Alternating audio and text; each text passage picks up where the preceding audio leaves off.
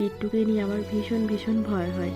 ও কিন্তু ঠিকঠাকভাবেই থাকে, তারপরও ওর কথা আমার মাথায় সবসময়তেই আসে। তাহলে কি করা যাবে? ওকে তো একটু আধটু রেখে যেতেই হয় আমাকে। আর কলেজের কথা বলতে গেলে কলেজের অন্তত অনার্সের ক্লাসগুলো তো অ্যাটেন্ড করতেই হয়।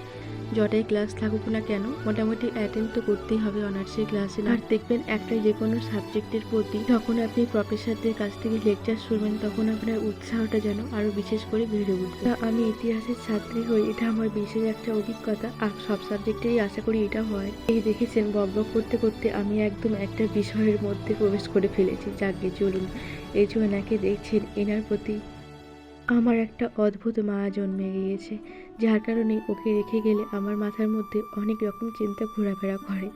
এ এক অদ্ভুতই মায়া। তবে কিনা এটা বলাটা ভুল, ও যে আমি বেরিয়ে যাওয়ার পর সবসময় একা থাকে তা না।